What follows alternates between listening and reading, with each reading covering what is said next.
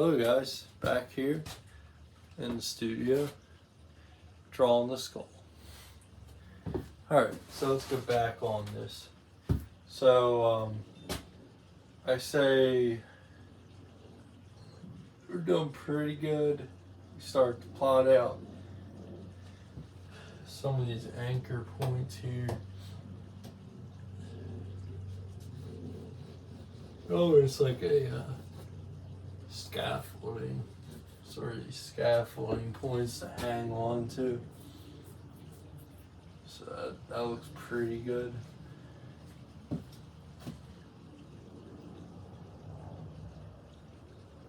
Just clean certain areas out of this up.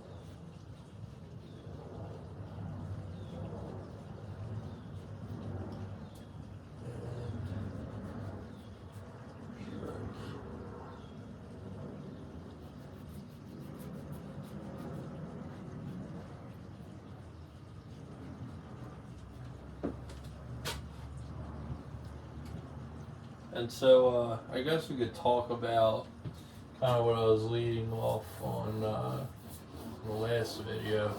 So let's talk about this. So I just drew like a straight, well, like a diagonal line right here, as you can see.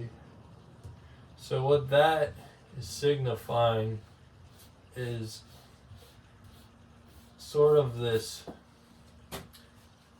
part of the frontal eminence. The frontal eminence is from here, it starts from here, and then it kind of wraps around and goes inward to the eye socket. So it's like that shape. So the whole thing. But this is like the main kind of dish of that frontal eminence. So it kind of comes, usually starts right after at the ends of these, the superciliary crest, this bird-like shape or eagle shape. It's gonna come shooting right out there, kind of bring them off. Even sometimes it's good to just draw off the drawing, you know, just go as far and really feel it. You can even try to draw it down to, say, the chin if you want, like try to connect. You know, it's up to you. You can sort of come up, like, I might come up with certain points, and but you might come up with points that I'd even, like, you can relate anything. There's no set kind of set amount of things you can connect. It's kind of just whatever you can see, whatever you can find. So I'm just going over to my skull now and checking that out, seeing where I can change some things up, sharpen some things. But so what happens is basically this whole, now I'm just putting in like a general, just a shade, not necessarily a value, but, and then there's also like a little bit of a turn there. Like it's a ball, it's just sort of the spherical form in here. And then right about here is where you get that hairline. You know, if this head had a set of hair, start right here, call that widow's peak usually. So it'd be about up there. And then your skull, top of the skull, be about here.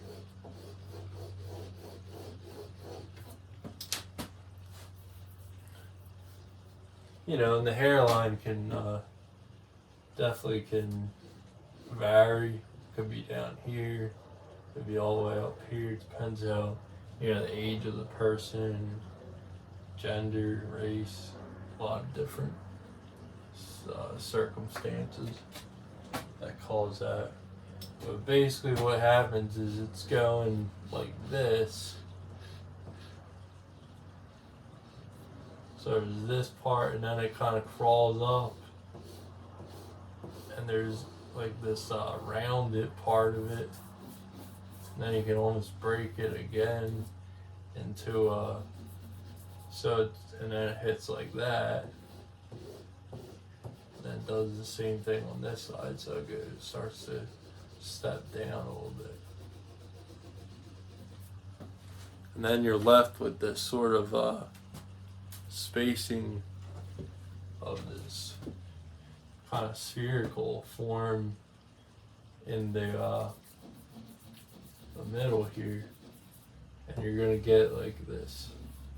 Kind of think of it as shading like the sphere or a ball, and here you just shade sort of downwards like this.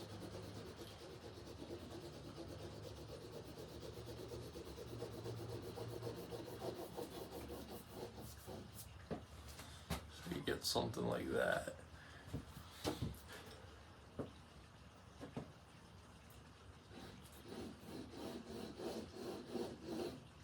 And that's just a general start of it. I can go into more detail, but I just wanted to go over that real quick.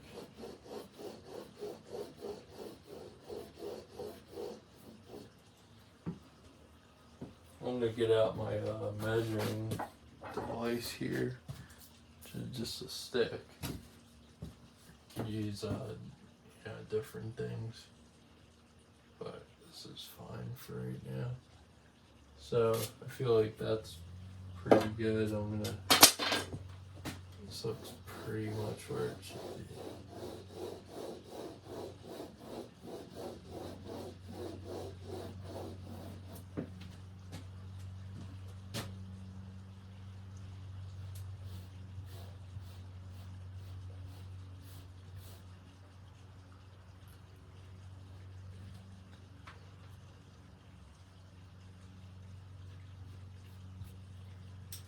And this comes in.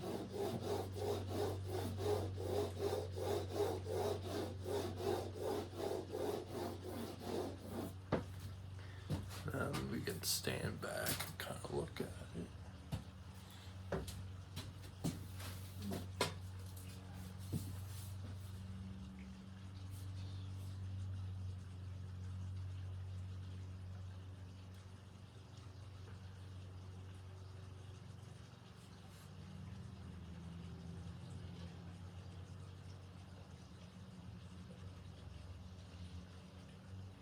So it looks like this temporalis maybe can come over.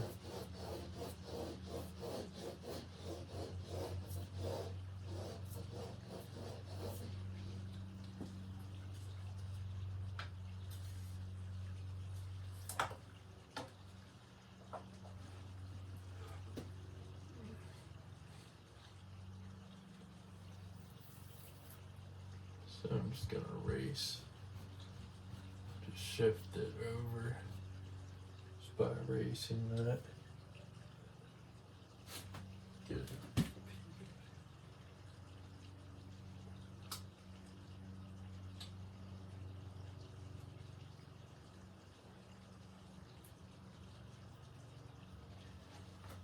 Get this here.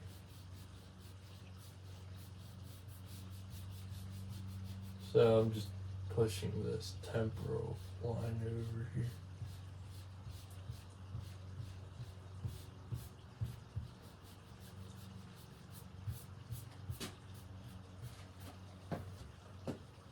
So, gonna erase this, make this more thinner on this line right here. Trying to get more accurate now that we have the majority of the information up there.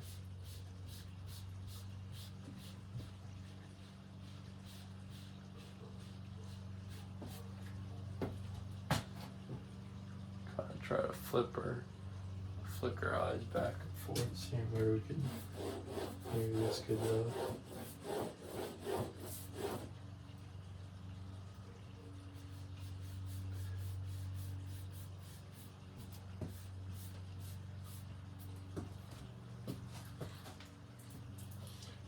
stand back here.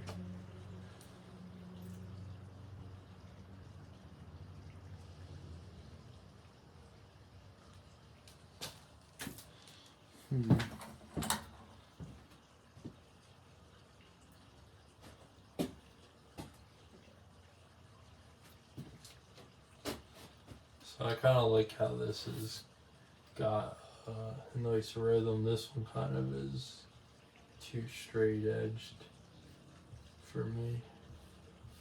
So I'm going to kind of try to sort of follow what I did on that other side, but kind of do it to this side a little bit.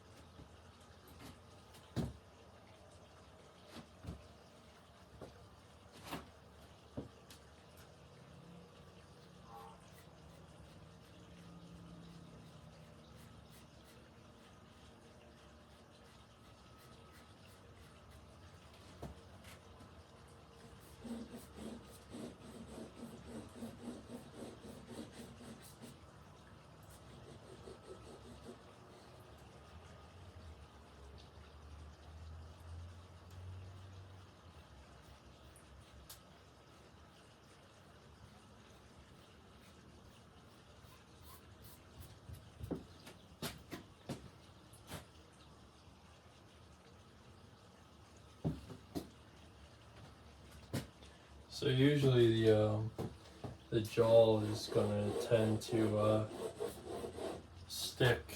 It's going to kind of, well, the cheekbone is going to stick out further than your jawbone is. Your jawbone right here, at least that kind of part that goes down like that, and then it goes like this.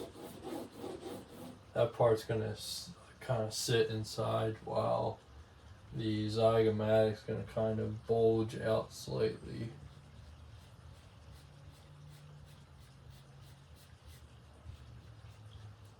From that jawline. Just indicating a mark there. Erasing some of these old lines. Make it more clear.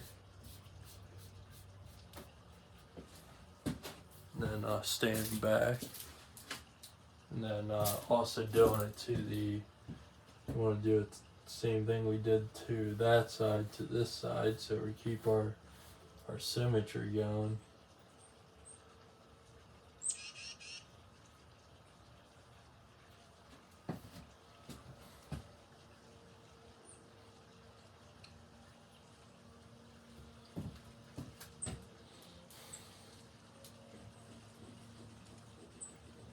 So you can kind of put a mark about here. That's where that kind of goes from front facing this way for a box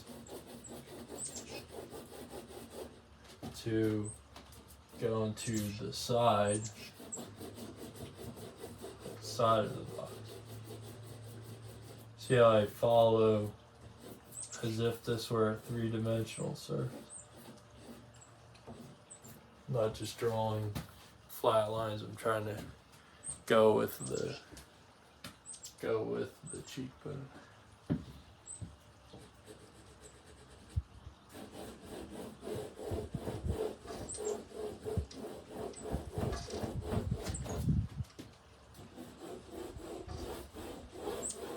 And then drawing a horizontal line. Find the points of the jaw. Take a drink of water. I'm going to overview the drawing from outside the studio because of how big it is.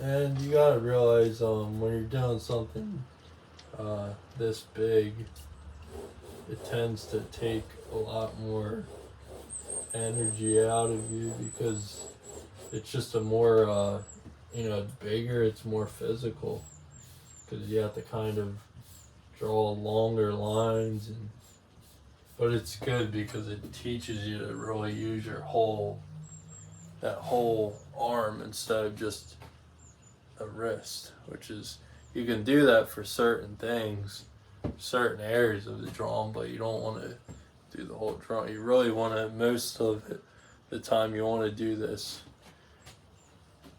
you know, you want to really use that shoulder, and you want to just, it's all kind of in the shoulder and then a little bit in the wrist, but mostly in the shoulder.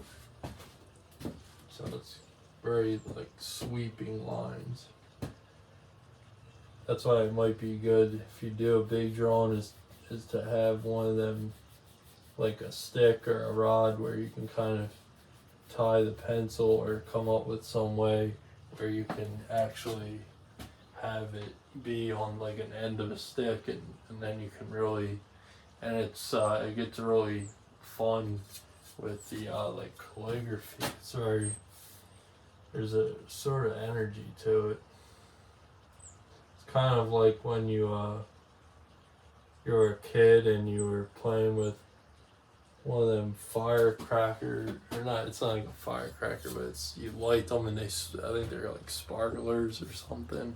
They're like these little wires, and then you light them and you kind of do this in the air, and for like a split second you can kind of do a drawing, and you see the flame or the embers burning the smoke in that shape or pattern. That's what you're doing here. There's like this cool kinetic energy going on down around it.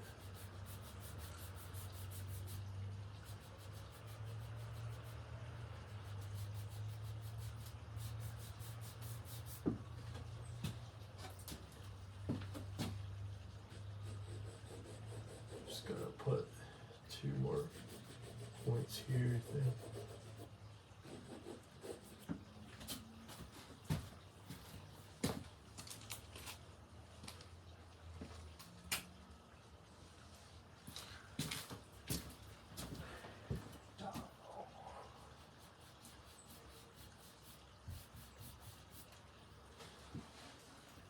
So we're about 17 minutes in. Still got some good time to improve upon the drawing. So I'm gonna try to, like, start to curve out the skull a bit, kind of get it more, keep the structure of the straight lines, but also, kind of just bow them a bit, give it more of a slight bow to it. Because most forms aren't gonna be, especially lively forms, even if this is a skull, it's gonna be like a lot of convexities to it. It's a lot of pushing out, and soft, there's a lot of softness to it. But it is a skull, so we want to still have that structure, but there's still a softer element to it too. So we want it to feel kind of organic, but also very like structured, very like architectural. And it's fine in these kind of drawings to kind of go towards the more architectural aspect of it. Sort of just being more bold with the lines. Because that's the point. We're trying to really nail this in our head. So if you can really make it bold and structural, then you're gonna really kind of nail it in there more than not.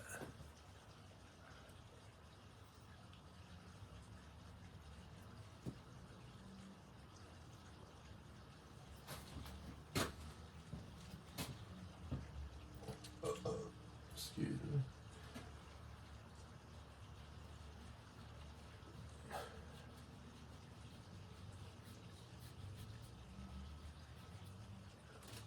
So here you got the cranium. It's going to start start to curve in and wrap behind. It's going to go behind this cheekbone here. So we want to make sure we indicate that.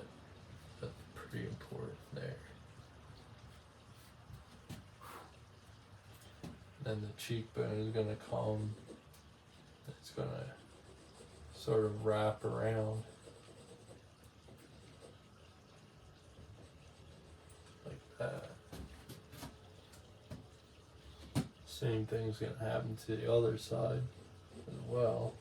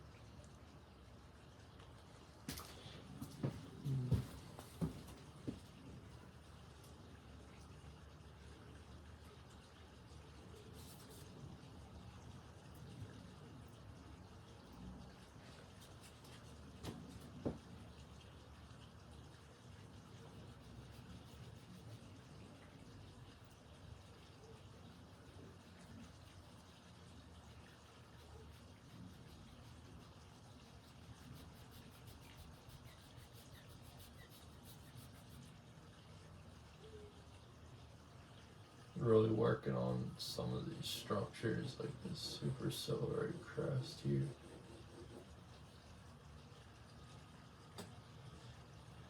Just a really beautiful piece of architecture almost.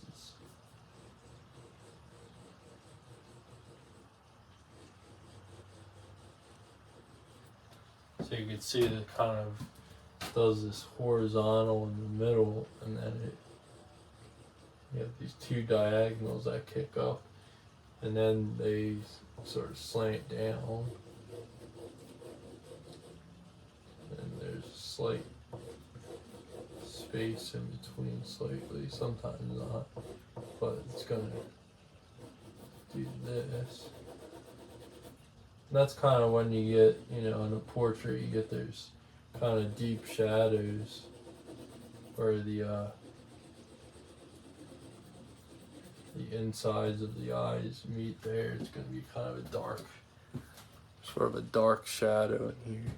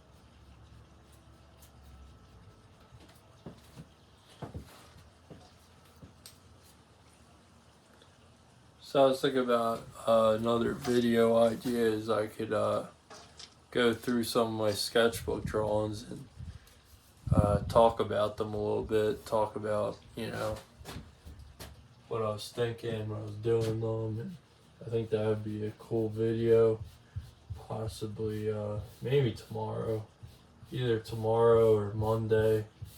I mean, I usually post a video almost every day. Been pretty inspired to post lately, so it might be tomorrow, who knows, or Monday. So let me know down in the comments if you guys would like that sort of a sketchbook tour. Because I think it's if you guys aren't keeping a sketchbook, then definitely go get one, because that's where you're gonna learn a lot of stuff, just in your sketchbook messing around. Because you know that's it's like the artist playground, I call it. Sort of like this mad scientist doing all these experiments within your sketchbook.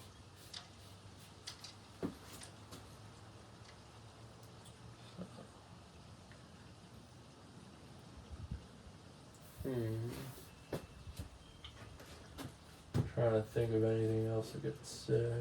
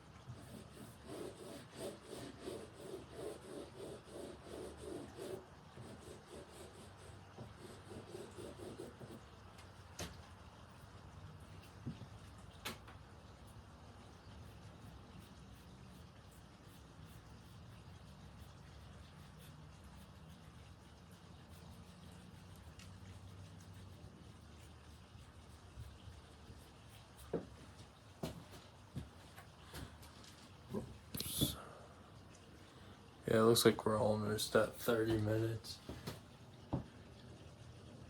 So I'm just I'm looking.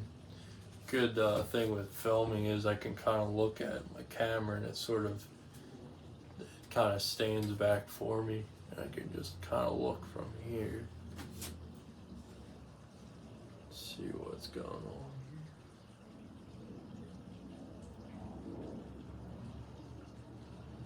Squint down a bit, just see.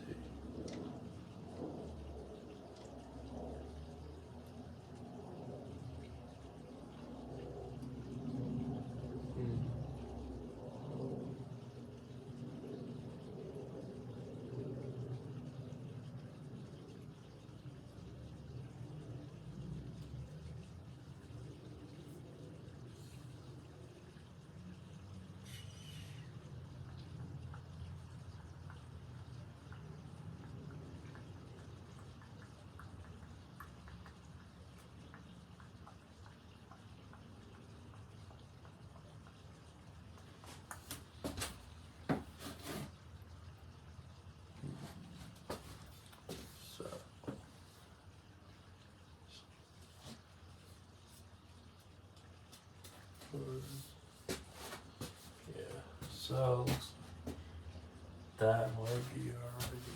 So I'm just kind of going about this in my head right now, trying to figure out the best way to.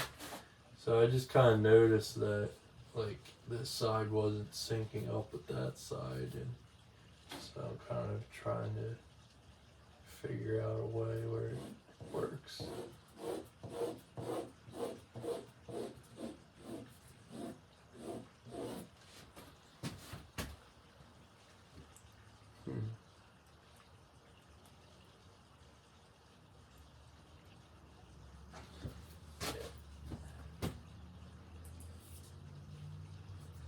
There's a nice rhythm line that flows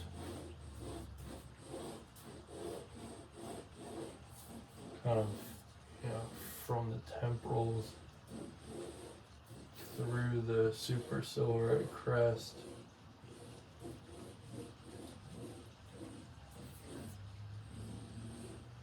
Like that.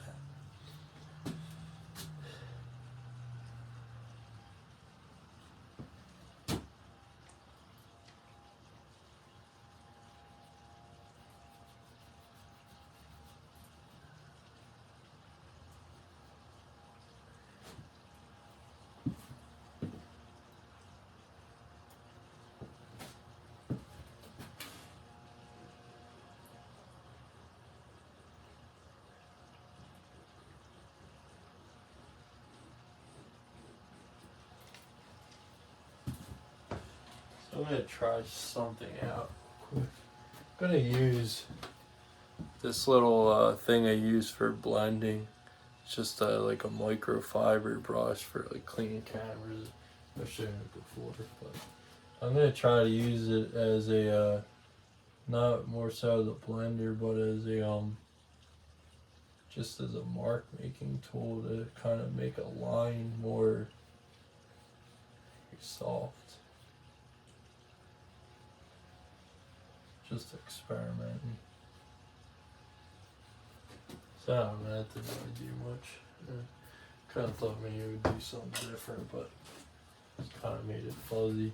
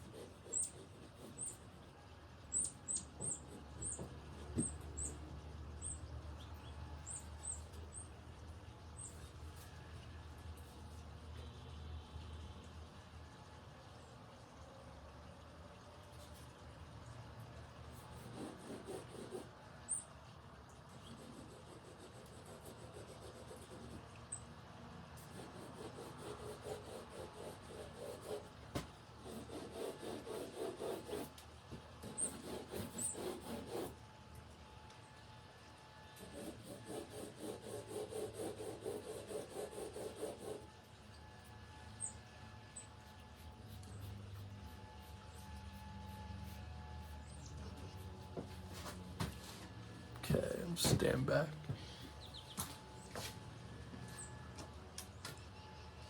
So it's starting to come together.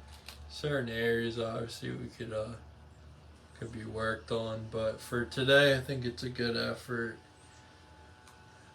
And I guess I'll see you guys maybe tomorrow. Either if it's not tomorrow, it'll be Monday. But at least you have 2 more videos you can look at, and if you haven't looked at the others, they're all on YouTube, all free.